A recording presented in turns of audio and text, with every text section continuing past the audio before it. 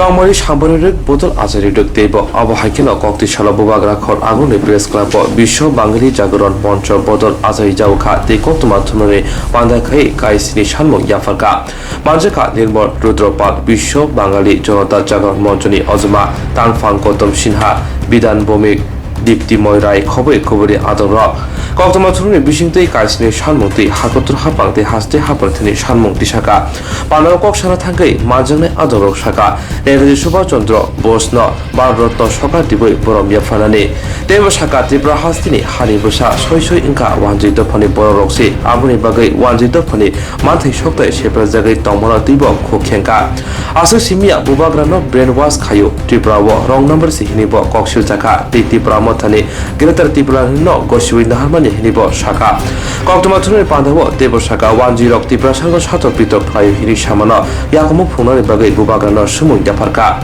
বিসিসিনি চিসকাং হারনাই কল্যাণাই বুবাগ্রা হিনজানাই rock তামুক খাইকা হিনিব সুমুংটি শাখা জয় উত্তর পূর্ব বঙ্গ রাজ্য, জয় বাঙালি, নেতাজি সুভাষচন্দ্র বসুর জয়। আজকে আমরা এখানে একটা প্রেস মিট রেখেছি বিশ্ব বাঙালি জনজাগরণ মঞ্চের উদ্যোগে। আমরা আজকে এই প্রেস মিটের মাধ্যমে আমাদের সংগঠনের শুভ সূচনা করতে যাচ্ছি। আজকে আমরা যারা বাঙালি বসবাস করছি, আমাদেরকে ধ্বংস করার জন্য, আমাদের অস্তিত্বকে বিলুপ্ত করার জন্য দীর্ঘকাল ধরে একটা চক্রান্ত চলছে। সেটা বঙ্গভঙ্গ হোক, ভারতকে টুকরো করে পাকিস্তান দেশ বানানো হোক, ত্রিপুরা, আসাম, মেঘালয় রাজ্য বানানো থেকে বাংলার বিভিন্ন অঞ্চল বিহার এবং উড়িষ্যার মধ্যে ঢুকানো হয়েছে। আজকে আমরা কিছু বছর যাবৎ দেখছি যে ত্রিপুরার মাটিতে, ত্রিপুরা রাজ্যে, ত্রিপুরার ভূমিপুত্র বাঙালিদেরকে বাংলাদেশি বলে আখ্যায়িত করা হচ্ছে। আমরা বাংলাদেশি, আমরা বিদেশি, আমরা নাকি এই ত্রিপুরার মাটিতে অন্য দেশ থেকে এসেছি। তো আমরা যে তথ্য পেয়েছি সেই তথ্য অনুসারে ত্রিপুরার ভূমিপুত্র হচ্ছে বাঙালিরা। ত্রিপুরার যে মাণিক্য রাজার শাসনকালের ইতিহাস হচ্ছে মাত্র 546 বছর। প্রায় 1400 সনে তারা ত্রিপুরায় ঢুকেছে এবং ত্রিপুরার রাজপাট তারা হাতে নিয়েছে। আমাদের প্রশ্ন যে 1400 সনের আগে, 546 বছর আগে এখানকার ভূমিপুত্র কে ছিল? আমরা দেখছি এখন একজন ব্যক্তি যার নাম নিজেকে বুবাগ্রা বলে পরিচয় দিচ্ছে, প্রদ্যুৎ কিশোর মানিক্য, উনি বারবার বলছেন যে ওনাদের গ্রেটার ট্রিপল চাই। উনি বলছেন যে আমরা নাকি বিদেশি, বাংলাদেশি, এবং ইনি এনআরসি লাগু করবেন। আমরা আমাদের সংগঠনের পক্ষ থেকে বাঙালিদের স্বার্থে আমরা তার প্রত্যেকটা স্টেটমেন্টকে আমরা নিন্দা জানাই। এই ধরনের জাতিবিদ্বেষ স্টেটমেন্ট, এই ধরনের জাতিবিদ্বেষ কথাবার্তা, এটা মেনে নেওয়া যায় না। উনি বাংলাও বুঝেন না, উনি কব্বরও বুঝেন না, উনি হিন্দি ভালো বুঝেন। তো আমি ওনাকে ওনার ভাষায় কয়েকটা কথা প্রশ্ন করতে চাই ওনাকে। উনি দিল্লি গিয়ে যে কথাগুলো বলেছেন, आपने कहा, प्रद्युत जी आपने कहा कि आप लोग 5000 सालों से त्रिपुरा में रह रहे हैं। तो मेरा प्रश्न यह है आपसे, अगर आप लोग 5000 साल से यहाँ पर हैं तो 5000 साल पहले यहाँ पे कौन थे? किसको मार के आप लोगों ने राजा बने? यहाँ पे कौन राजा को आपने हराया? दूसरी बात यह है, आपने और बोला कि 70 सालों से बंगाली लोग उपजाति ट्राइबल लोगों को शोषण किया, अत्याचार किया।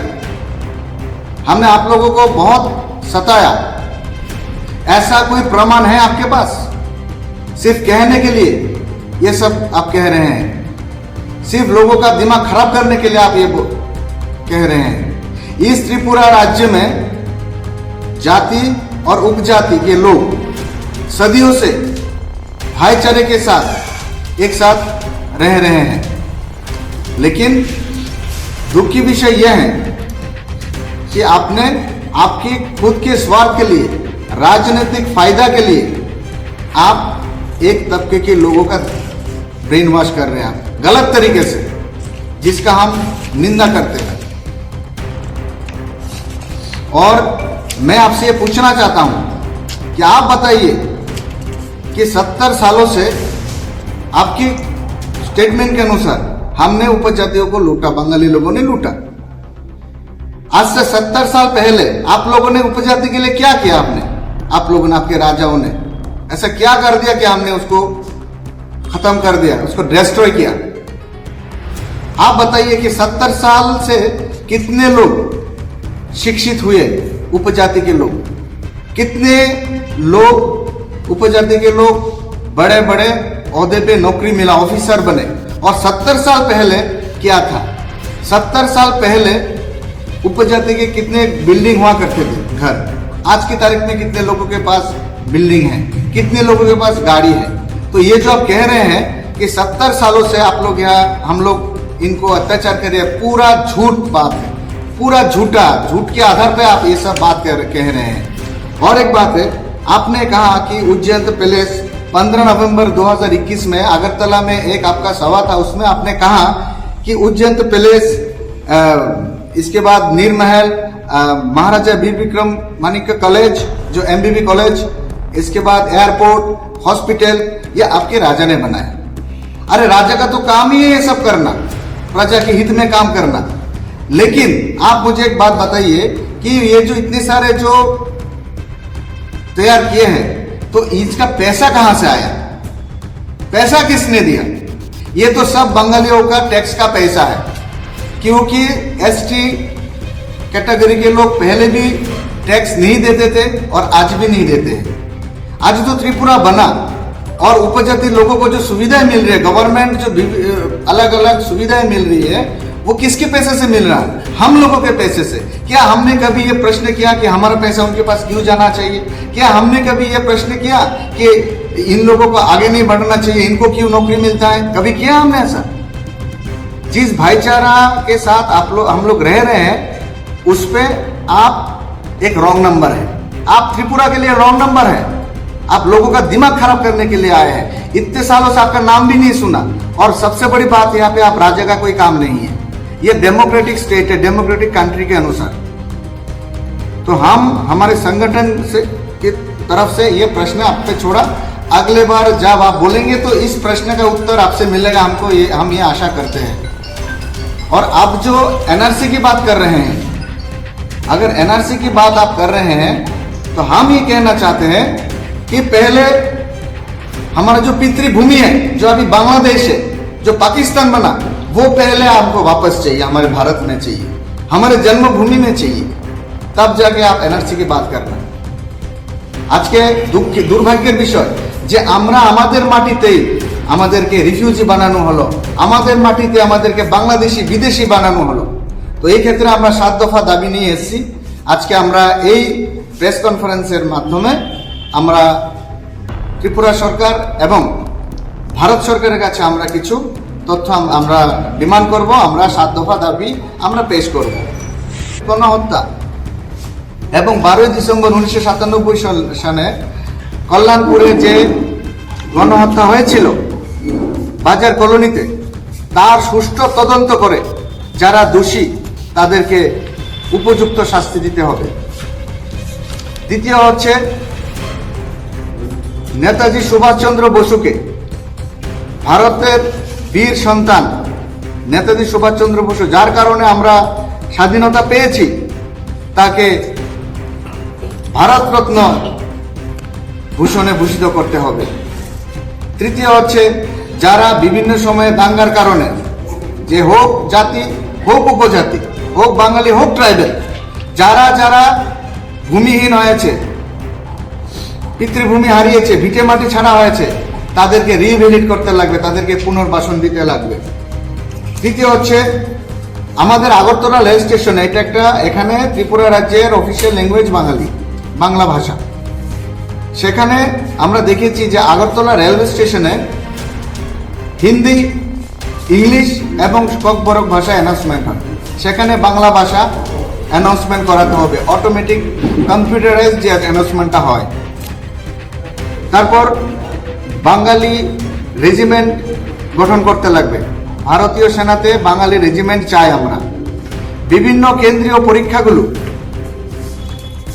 বাংলা ভাষায়ও করাতে হবে, কারণ যারা হিন্দি ভাষী, তাদের মাতৃভাষা হচ্ছে হিন্দি, তাদের জন্য হিন্দিটা সোজা, তারা অনায়াসে এই পরীক্ষা পাশ করে যায়। কিন্তু যাদের মাতৃভাষা বাঙালি, তারা ভারতের অ্যাডমিনিস্ট্রেটিভ সার্ভিসে সুযোগটা ঠিকভাবে করে উঠতে পারে না। তো আমরা বাংলা ভাষায়ও কেন্দ্রীয় পরীক্ষাগুলো চাই। তারপর আমাদের উত্তর পূর্ব বাঙালিদের স্বার্থে, তাদের অস্তিত্ব রক্ষার স্বার্থে আমরা ত্রিপুরা রাজ্য, আসামের বরাক অঞ্চল, বরাক ভ্যালি এবং মণিপুরের জিরিবাম অঞ্চল নিয়ে আমরা পৃথক রাজ্য চাই। আমরা বাঙালিদের স্বার্থে উত্তর পূর্ববঙ্গ রাজ্য চাই আমাদের অস্তিত্বের জন্য। তো বন্ধুগণ, এই হচ্ছে আমাদের বিভিন্ন দাবি, আমরা আপনাদের কাছে তুলে দেব। তো আমরা আজকে এখানে একত্রিত হয়েছি আমাদের যে সংগঠনের আত্মপ্রকাশ করার জন্য। এখন আমরা এই আন্দোলনকে এগিয়ে নিয়ে যাব। আগামী দিনে আরো আমরা আন্দোলন সংগঠিত করব বাঙালিদের স্বার্থে, বাঙালির অস্তিত্ব রক্ষার স্বার্থে। আমি নির্মল রুদ্র পাল, বিশ্ব বাঙালি জনজাগরণ মঞ্চের অধিষ্ঠাতা।